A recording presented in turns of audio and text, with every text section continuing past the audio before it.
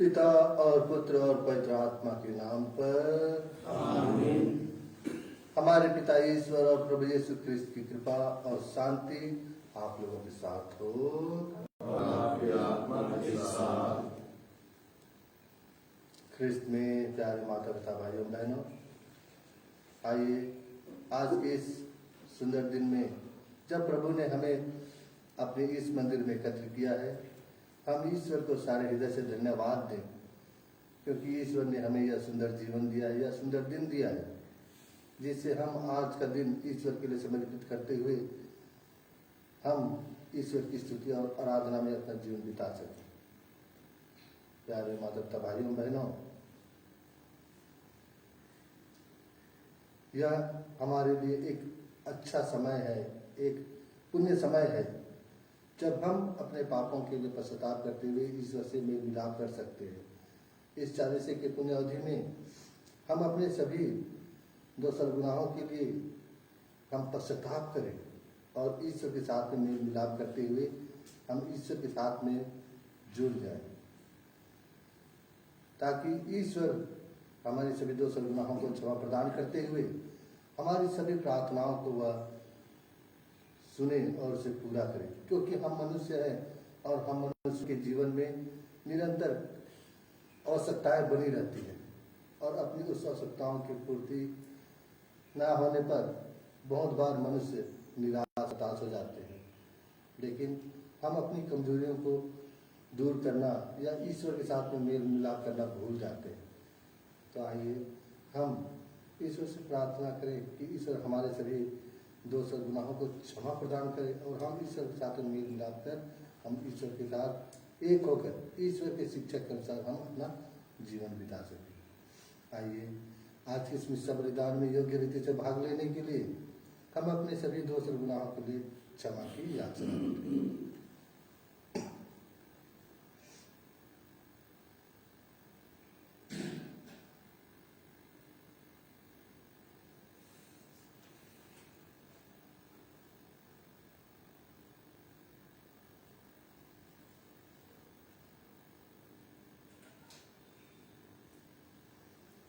हम सब मिलकर बोले, देवा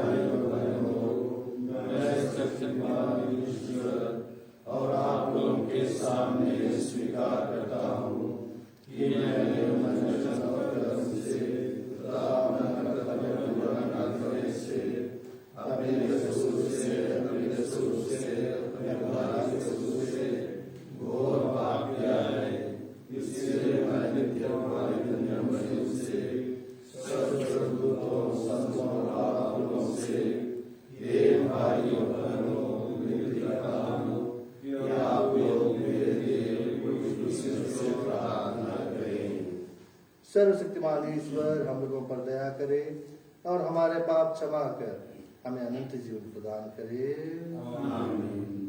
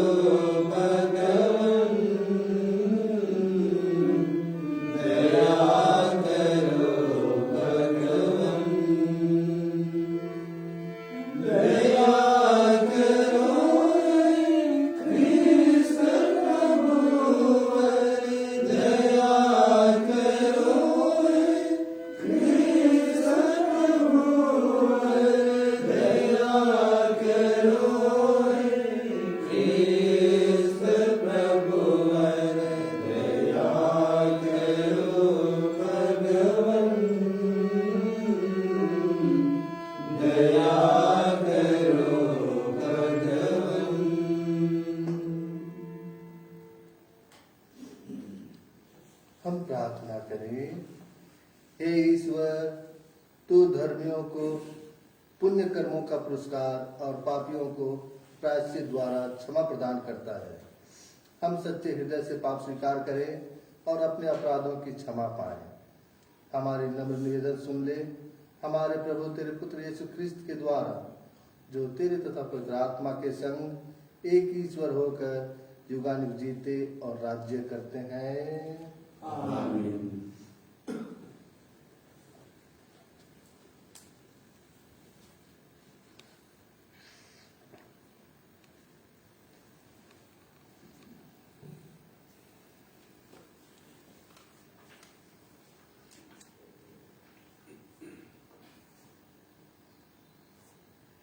नबी इशायाह के ग्रंथ से पहला पाठ का मुख्य अंश है।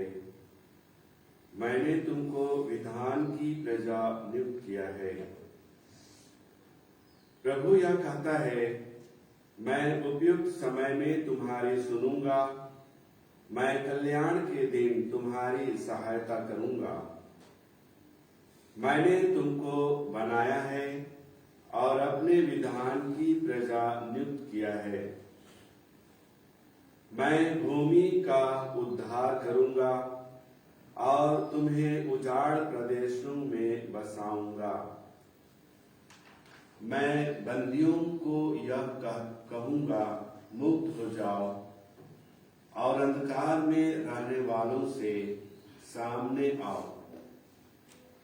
वे मार्गों के किनारे चरेंगे और उन्हें उजाड़ स्थानों में चारा मिलेगा। उन्हें फिर कभी ना तो भूख लगेगी और न प्यास। उन्हें ना तो लू से कष्ट होगा और न धूप से, क्योंकि जो उन्हें प्यार करता है वह उनका पथ प्रदर्शन करेगा और उन्हें उमड़ते हुए जल स्रोतों तक ले चलेगा। मैं पर्वतों में रास्ता निकालूंगा और मार्गों को समतल बना दूंगा। देखो, कुछ लोग दूर से आ रहे हैं, कुछ उत्तर से, कुछ पश्चिम से और कुछ सिनिम के देश से। आकाश जयकार करे, पृथ्वी उल्लासित हो और पर्वत आनंद के गीत गाएं, क्योंकि प्रभु अपनी प्रजा को सांत्वना देता है और अपने दीनहीन लोगों पर दया करता है। सियोन यह कह रहा था, प्रभु ने मुझे छोड़ दिया है, प्रभु ने मुझे भुला दिया है। क्या स्त्री अपना दुर्मुहा बच्चा भुला सकती है? क्या वह अपनी गोद के पुत्र पर तरस नहीं खाएगी? यदि वह भुला भी दे तो भी मैं तुम्हें कभी नहीं भुलाऊंगा। यह प्रभु की वाणी। ईश्वर को धन्यवाद।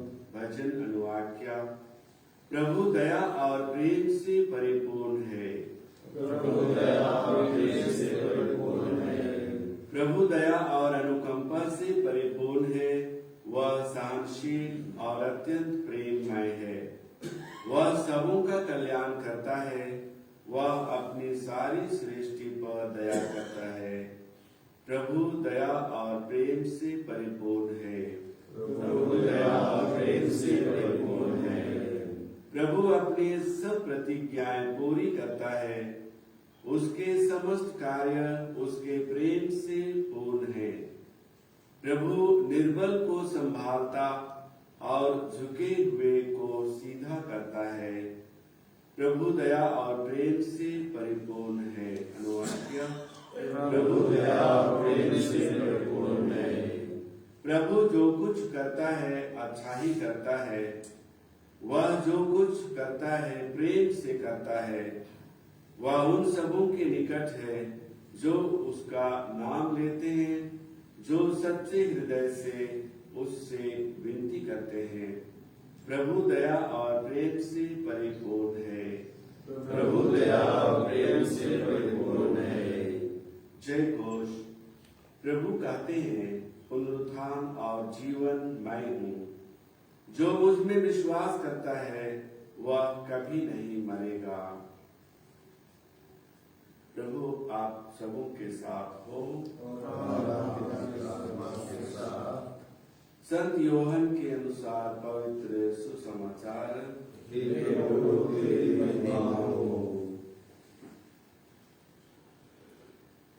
यीशु ने यहूदियों से कहा, मेरा पिता अब तक काम कर रहा है और मैं भी काम कर रहा हूं।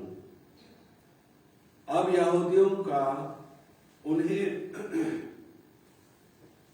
मार डालने का निश्चय और भी दृढ़ हो गया, क्योंकि वह न केवल विश्राम दिवस का नियम तोड़ते थे, बल्कि ईश्वर को अपना निजी पिता कहकर ईश्वर के बराबर होने का दावा करते थे। यीशु ने उससे कहा, मैं तुम लोगों से कह देता हूं, पुत्र स्वयं अपने से कुछ भी नहीं कर सकता। वह केवल वही कर सकता है जो पिता को करते देखता है। जो कुछ पिता करता है वही पुत्र भी करता है, क्योंकि पिता पुत्र को प्यार करता है और वह स्वयं जो कुछ करता है उसे पुत्र को दिखाता है। वह उसे और महान कार्य दिखाएगा, जिन्हें देखकर तुम लोग अचंभे में पड़ जाओगे। जिस तरह पिता मृतकों को उठाता और जिला देता है, उसी तरह पुत्र भी जिसे चाहता है उसे जीवन प्रदान करता है।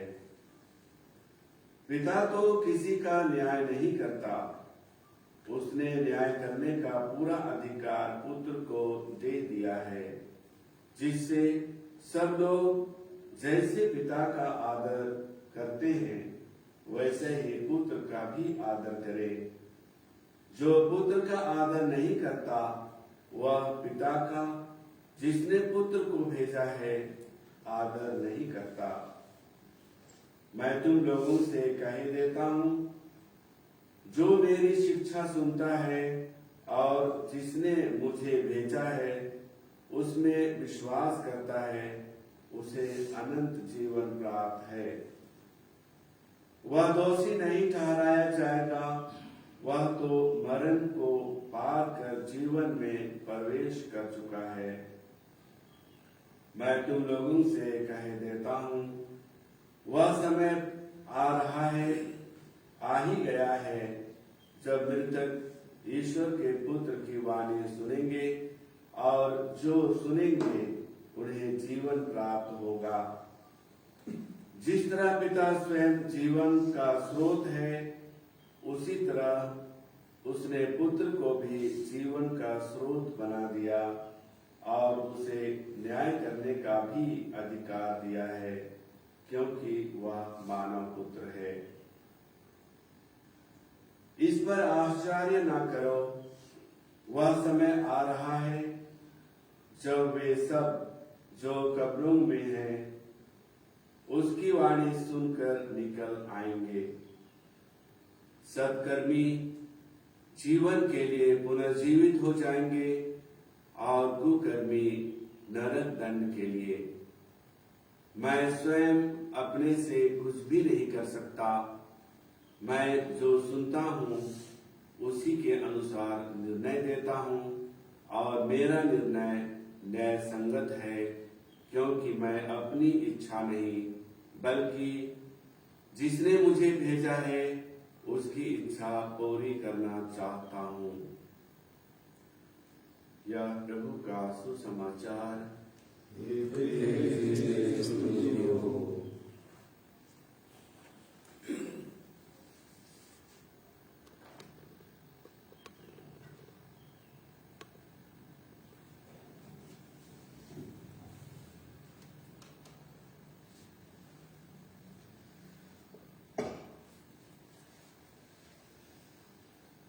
ख्रिस्त में प्यारे माता पिता भाइयों बहनों,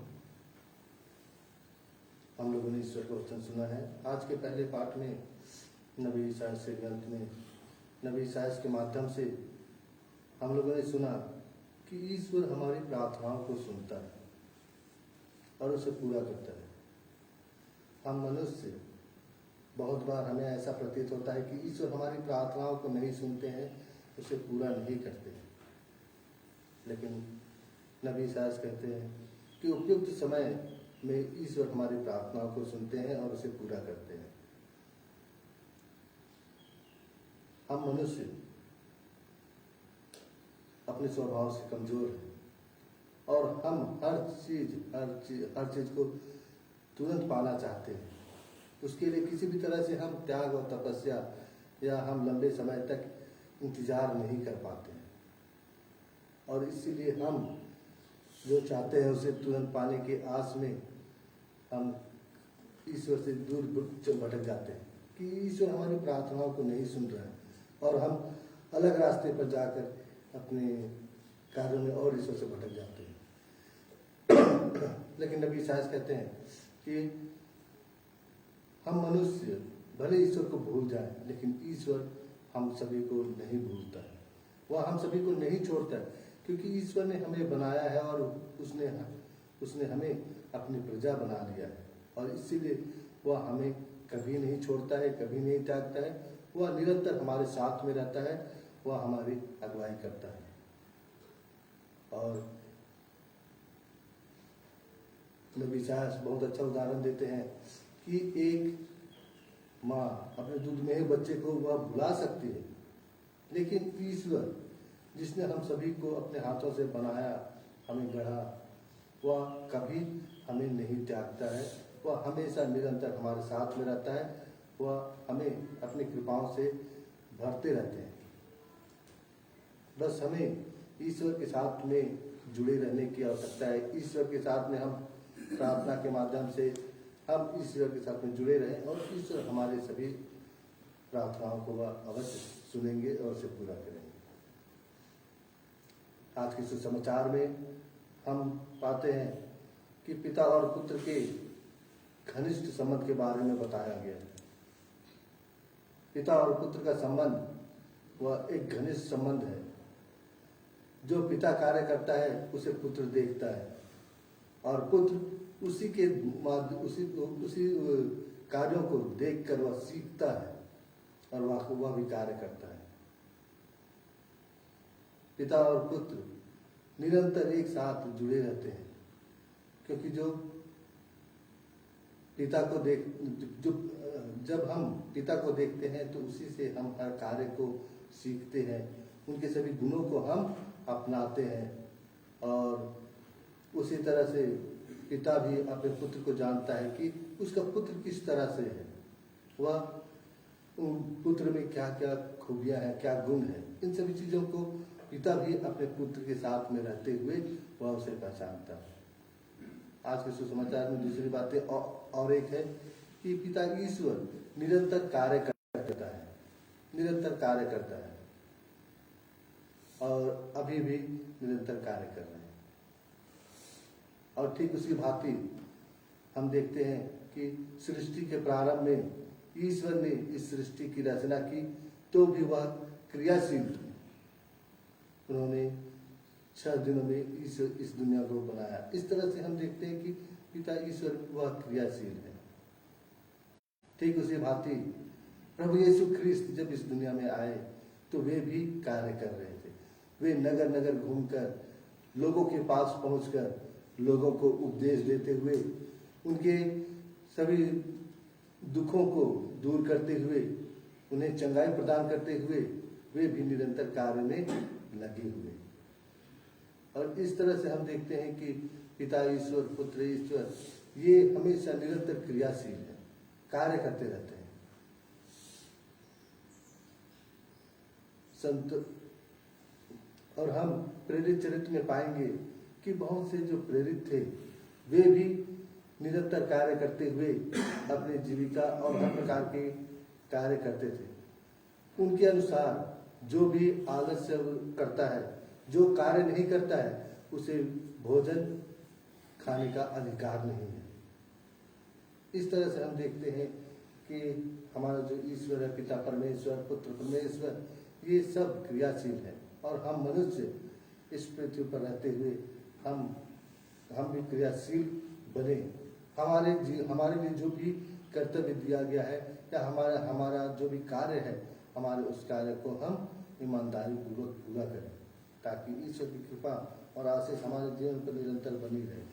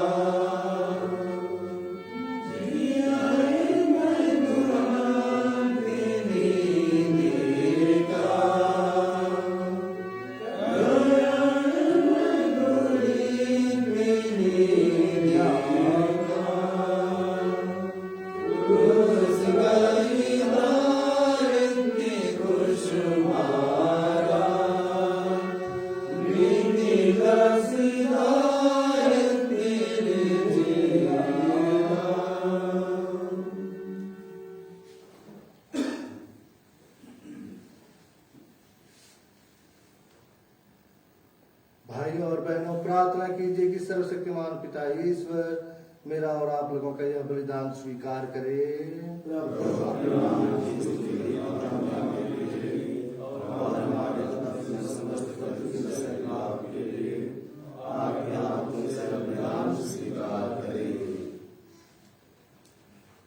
हम प्रार्थना करें। हे प्रभु, तू इस बलिदान के सामर्थ्य से हमारी पुरानी दुर्बलताएं दूर कर दे, हमें मुक्ति की कृपा प्रदान कर और हमारा जीवन नवीन कर दे। हम यह प्रार्थना करते हैं अपने प्रभु ख्रिस्त के द्वारा। आमीन। प्रभु आप लोगों के साथ हो।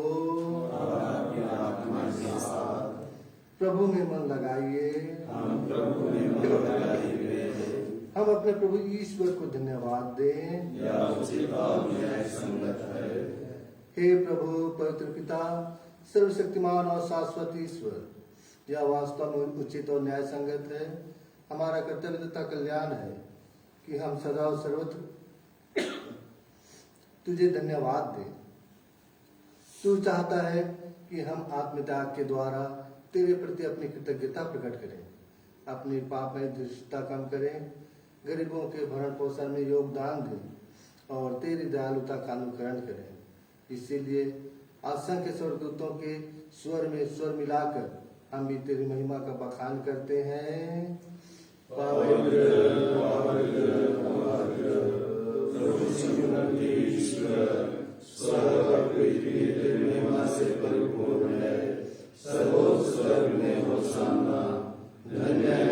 प्रभु के नाम पर आते हैं, सर्वोच्च स्वर्ग में होशाना।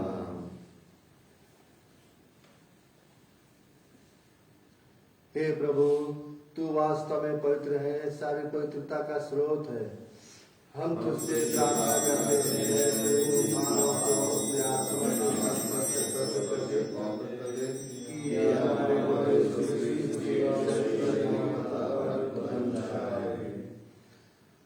जब वे स्वेच्छा से मृत्यु के लिए सौंपे गए, उन्होंने रोटी ली, तुझे धन्यवाद दिया और रोटी तोड़कर उसे अपने शिष्यों को देते हुए कहा, तुम सब इससे लो और इसमें से खाओ, क्योंकि यह मेरा शरीर है जो तुम्हारे लिए बलि चढ़ाया जाएगा।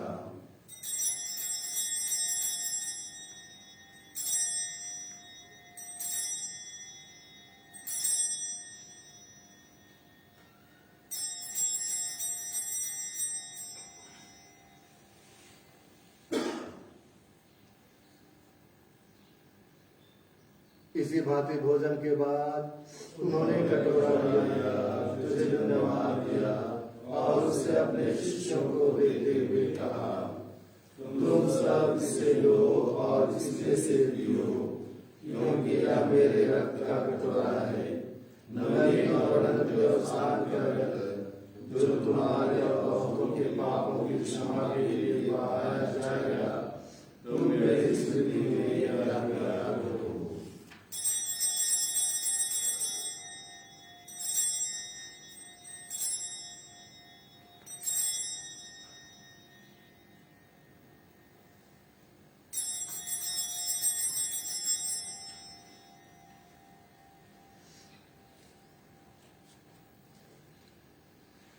विश्वास का रहस्य। हे प्रभु, हम तेरी मृत्यु और उत्थान की घोषणा इसलिए हे प्रभु, हम क्रिस्त की मृत्यु और उत्थान की स्मृति में तुझे जीवन की रोटी और मुक्ति का कटोरा चढ़ाते हैं। हम तुझे धन्यवाद देते हैं कि तूने हमें अपने सन्मुख उपस्थित होने और अपनी सेवा करने का सौभाग्य प्रदान किया है। हमारा निवेदन है कि हम सब क्रिस्त का शरीर और बदन ग्रहण करके पवित्र आत्मा के द्वारा एकता के सूत्र में बंधे रहें। हे प्रभु, हमारे संत पिता फ्रांसिस, हमारे धर्माध्यक्ष पतरस मिंज और सभी याजकों के साथ विश्व भर में फैले अपनी कलीसिया की स्तुति ले तथा इसे प्रेम में सिद्ध बना दे। हमारे उन भाई बहनों की भी स्तुति ले जो पुनरुत्थान की आशा में पुनः सुधार चुके हैं, उन्हें और सभी मृतकों को अपने दर्शन का सौभाग्य प्रदान कर हम सब पर दया दृष्टि डाल कि हम भी अनंत जीवन के सहभागी बने और ईश्वर की माता धन्य कुमारी मरियम, उनके वर धन्य योसेफ, धन्य प्रेरितों तथा सब संतों के साथ जो युग युग में तेरे प्रति विश्वस्त बने रही, तेरी स्तुति और महिमा कर सके तेरे पुत्र यीशु क्रिस्त के द्वारा। इन्हीं प्रभु ख्रिस्त के द्वारा, इन्हीं के साथ और इन्हीं में तेरे सर्वशक्तिमान पिता ईश्वर पवित्र आत्मा के साथ सारा गौरव तथा सम्मान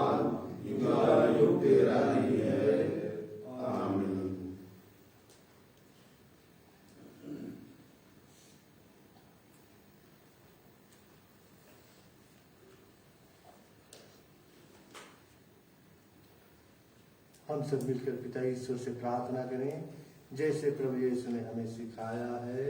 हे हमारे पिता जो स्वर्ग में है, तेरा नाम पवित्र जाए, तेरा राज्य आए, तेरी इच्छा जैसे स्वर्ग में है, वैसे पृथ्वी पर भी पूरी हो।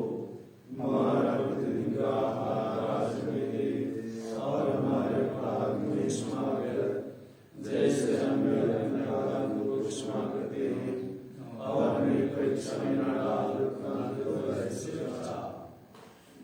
हे प्रभु, हम तुझसे प्रार्थना करते हैं, सभी बुराइयों से हमें बचा और इस जीवन में हमें कृपा पूर्वक शांति प्रदान कर। हम तेरी दया से सदा पाप से दूर और हर विपत्ति से सुरक्षित रहें और उस दिन की प्रतीक्षा करते रहें जब हमारे मुक्तिदाता यीशु ख्रीस्त फिर आकर हमारी धन्य आशा पूरी करेंगे। क्योंकि तेरा राज्य, सामर्थ्य और तेरी महिमा अनंतकाल तक बनी रहती है। हे प्रभु यीशु ख्रीस्त, तूने अपने प्रेरितों से कहा है, मैं तुम्हारे लिए शांति छोड़ जाता हूँ, अपनी शांति तुम्हें प्रदान करता हूँ। तू हमारे पापों पर नहीं, अपनी कलीसिया के विश्वास पर दृष्टि डाल और कृपा पूर्वक उसे शांति तथा एकता प्रदान कर। तू युगानुग जीता और राज्य करता है। प्रभु की शांति सदा आप लोगों के साथ रहे। परस्पर शांति अभिवादन कीजिए। ईश्वर की मैंने तू संसार के पाप लेता है, हमको दया कर। ईश्वर की मैंने तू संसार के पाप लेता है, हमको दया कर। ईश्वर की मैंने तू संसार के पाप लेता है, हमें शांति प्रदान करो।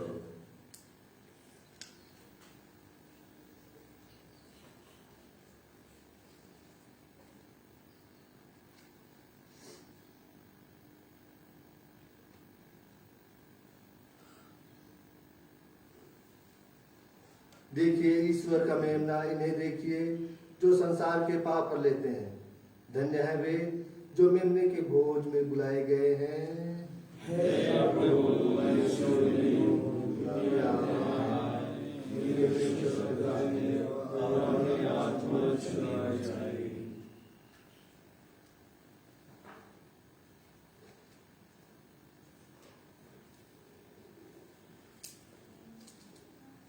F16.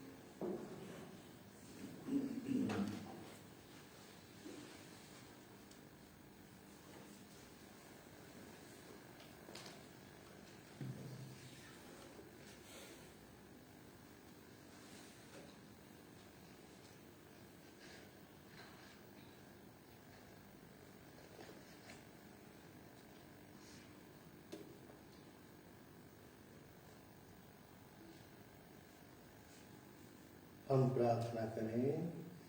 हे प्रभु, तूने इन स्वर्गिक उपहारों को अपनी प्रजा के लिए स्वर्गिक औषधि ठहराया है। यह उसके लिए दंड का कारण ना बने। यह प्रार्थना सुन ले हमारे प्रभु ख्रिस्त के द्वारा। आमीन। प्रभु आप लोगों के साथ हो।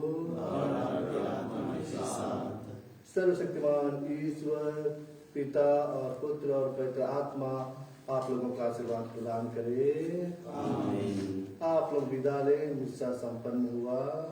G24.